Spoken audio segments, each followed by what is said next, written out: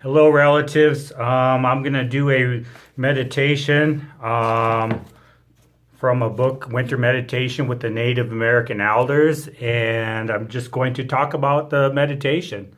Those of you that have never watched any of my videos, I usually do them on another media site.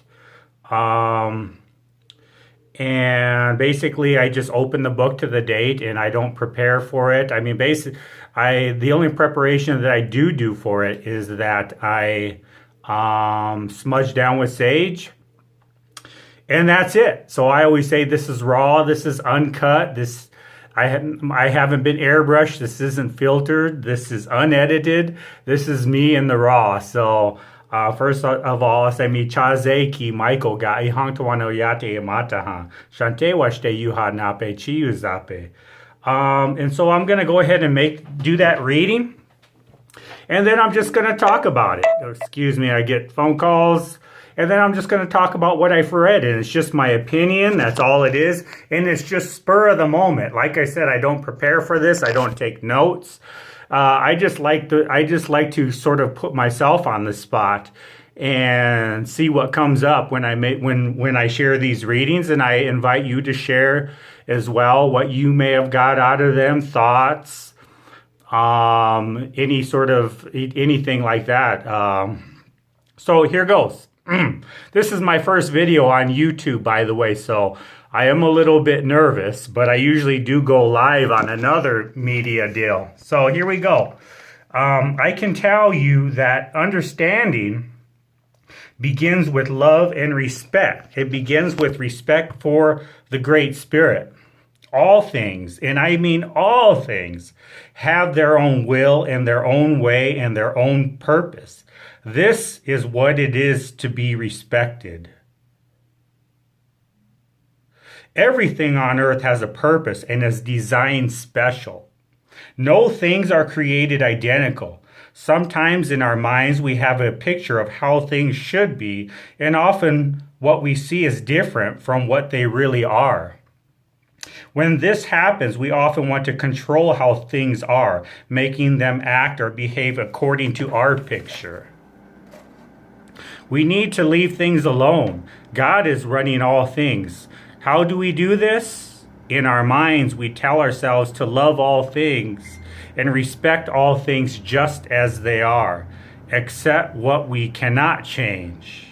And then there's a prayer at the bottom. There's always a brief prayer at the bottom here.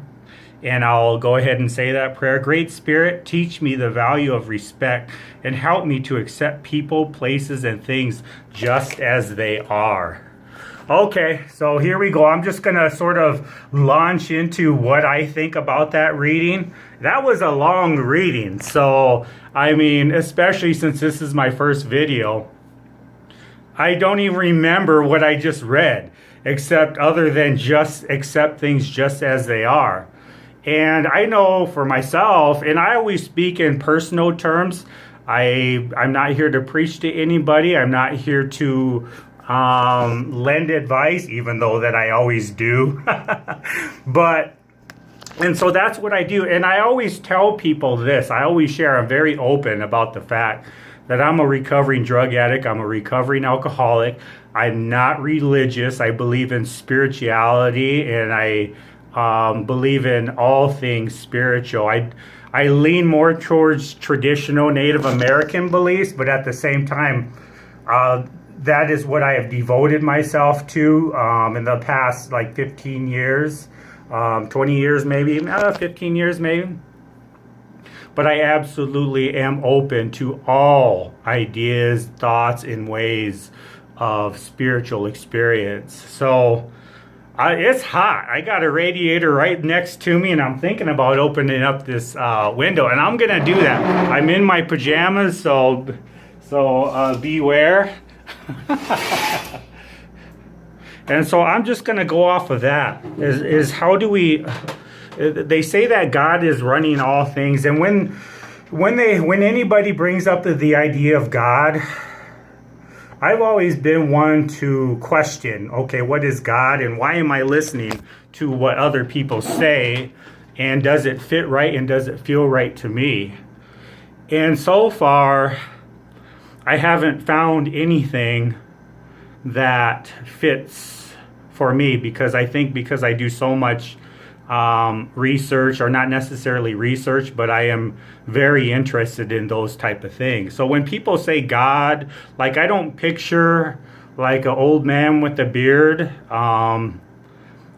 a, that is strict, and that is hell bent on hellfire and punishment. I don't think of it that way. And certainly I grew up with that thought in my mind, being a youngster and growing up in a family of the way that things were, a hardcore family that was struggling with all things under the sun, basically. And so I grew up hearing that, and I was terrified, absolutely just scared that I was going to die and that I was going to burn in hell. And that's a hell of a way for a child to be growing up. And I don't think that it's any surprise that I ended up traveling down the road of addiction, suicidal, homicidal type, all kinds of different ways that were very self-destructive, and quite frankly almost killed me. And so when I think about God, I think about that I'm just very open-minded to what that means to me. And I'm very open-minded to what that means to everybody else. And I like that.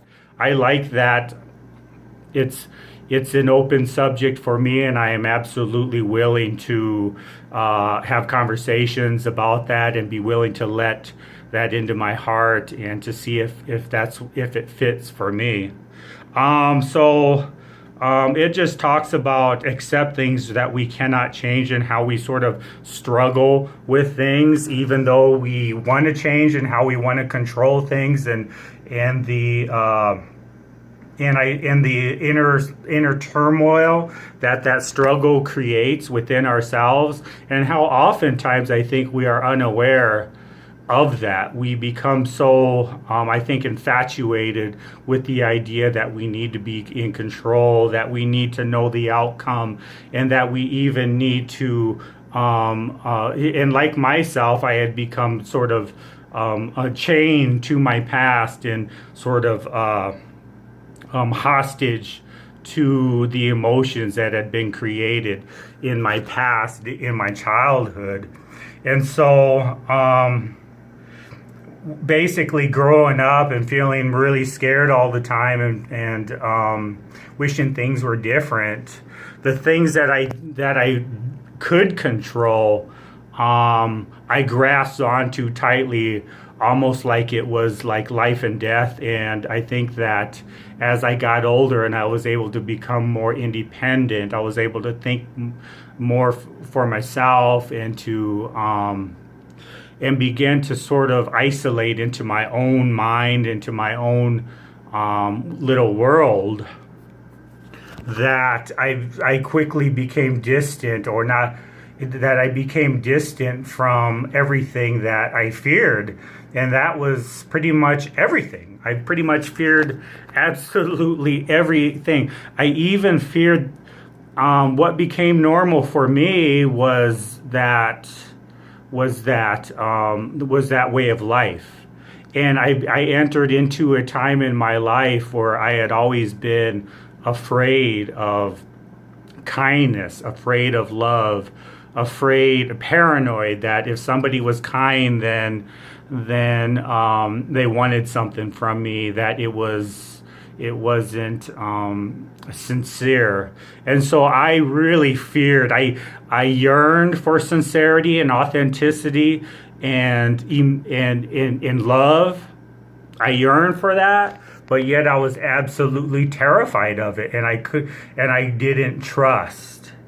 And so when they talked about, I was afraid of human beings, but I was drawn to four-legged creatures. I was drawn to like the creeks and the rivers and the grasses, and I loved the wind, and of course we all sort of we all sort of were fascinated by the stars. Everybody, I think I know that, has been fascinated by the stars and by the heavens and by the clouds.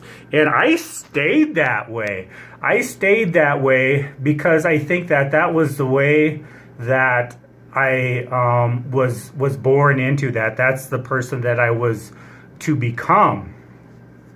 But yet I isolated into that world, and I feared the two-legged people. I feared the human being, and I fully trusted the four-legged people, the animals, fully trusted our winged people, our birds, our standing people, our trees, completely felt like they were my saviors, that they were my friends.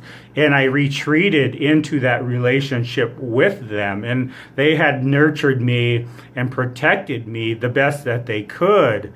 And, and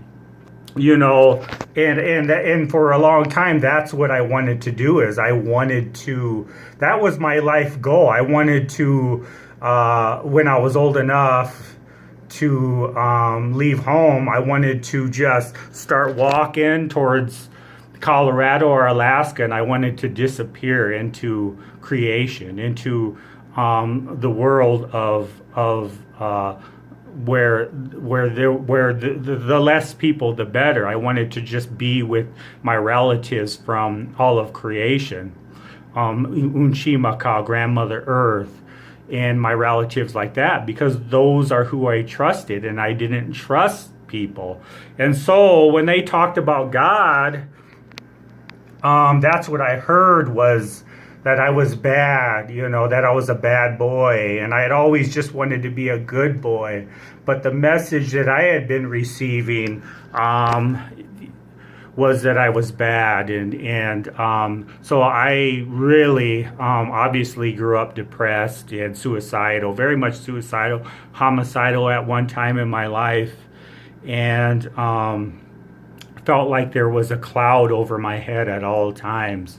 Boy, it was a sad time. That's why when people to this day say, "Oh man, I just want to be young again. I want to," I'm like, "Oh, screw that. I don't ever want to. I barely made it out of there alive. I'm happy just being who I am today."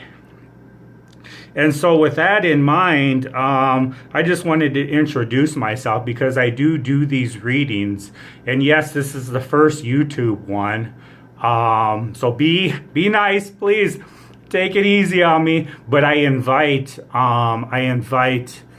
feedback. I really remain very steadfast in my encouragement of those people out there that are feeling lonely, that are low on hope, and that feel like giving up, because that's the way it has been for the most part for many years for me.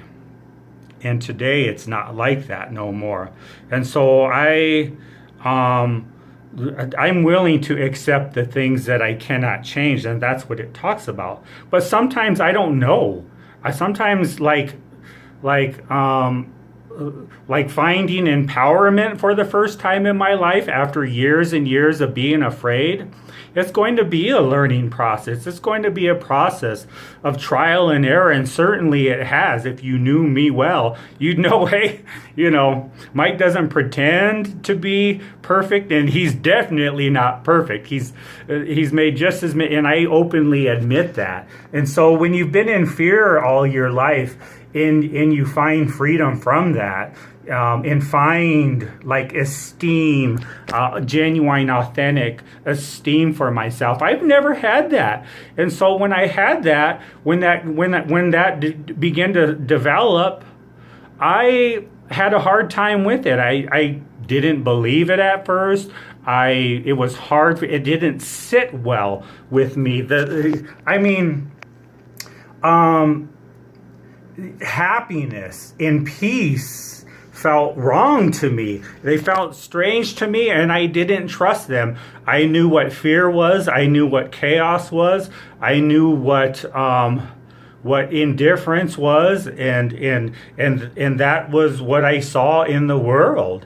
And so when I started to have experience of acceptance, and I began to face the things, my past, and the person that who I had become in life. And I'm just not talking, like I said, I had become accustomed. I had become very much acclimated to the chaos and to the terror of life. I knew very well what fear was. I didn't know what peace was. And so it was a learning process for me, and it wasn't easy. People are, maybe probably more people understand than I think that they do. But if you do understand, then please comment on that. And so it was a process to learn exactly, okay, what can I change and what can I not change?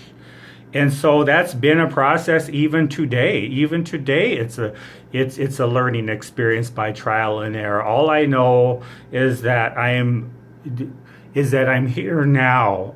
Excuse me, is that I'm here now, and that I'm living my life, and I am no longer restricted, just burdened with that terror that I'm going to be found out, that even God, Creator, is going to find me and zap me because I've been a bad boy and because I'm a bad person. Somewhere along the line, I started to open up, and it took losing everything for that to happen.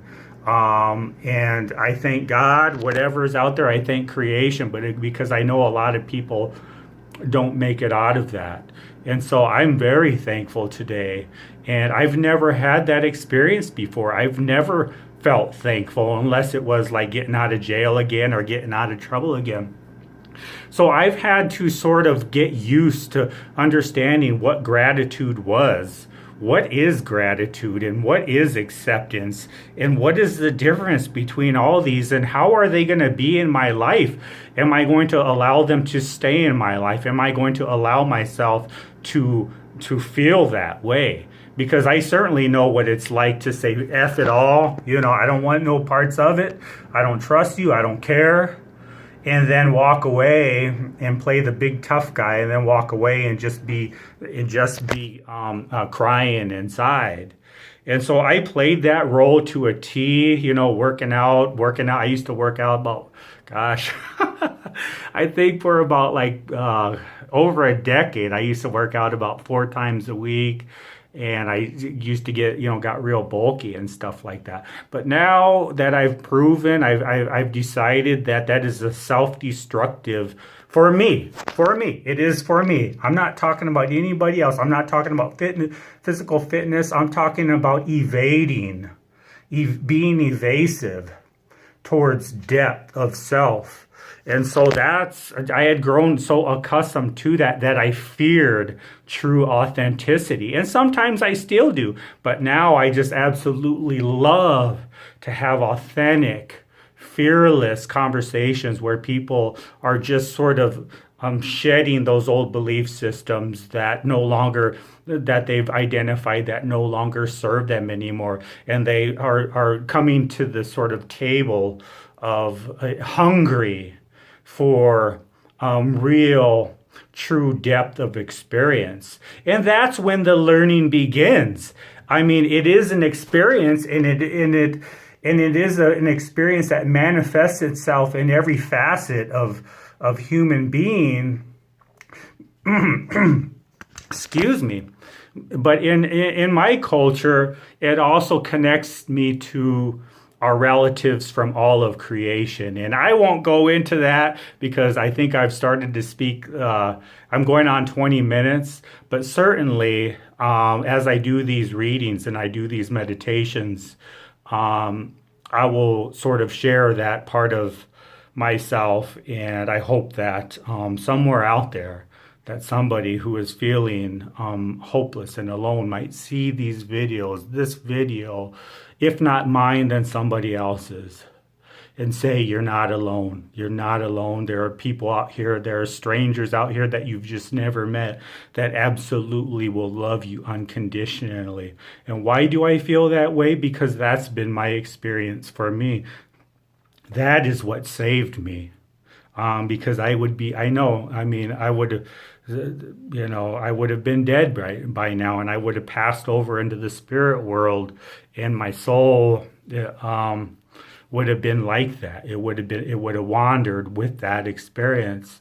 And so having been there, having been there, we are able to recognize that starvation of soul, of spirit in other people. And I think it's absolutely wonderful to reach out and to receive gifts of spirit from other people, and to have that exchange, to have that relationship. And in Dakota, we say mitaku ye oyasi. We say we are all related, no matter what skin color we are, no matter what religious background we are from, no matter what. And that also includes relatives from all the nations from all over Umshi Maka.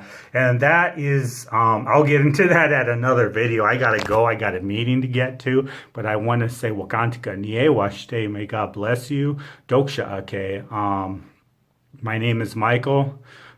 Please comment, and we'll do this again real soon. Probably tomorrow. I usually do these things on the daily, but oftentimes I go days, sometimes even weeks without them. But I'm trying to increase my my relationships.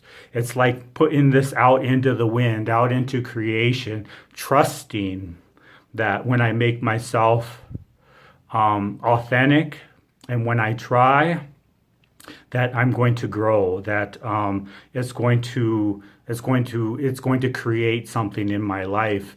And I like that. I'm anxious to find out. I know there are fears. I know I may offend somebody, and if I do, I will always be apologetic. But I get real curious. Like, I know what the self-destructive cycle looks like, and I know the results, and I know what it's like along that journey. And so I get real curious and real excited about sort of stretching my wings out and see in an expansion with all of creation. We are all meant to expand. We're like the stars. The stars are meant to expand, and we're like the universe, and we're like the trees, and we're like the wind. And so we are not just like that. We are those relatives. And so that's how close I feel with those relatives. And now I hope to create closeness with my fellow two-legged people, with you. Okay, with that, I better get going. I'm running late. I'll say that again. I'll talk to you later.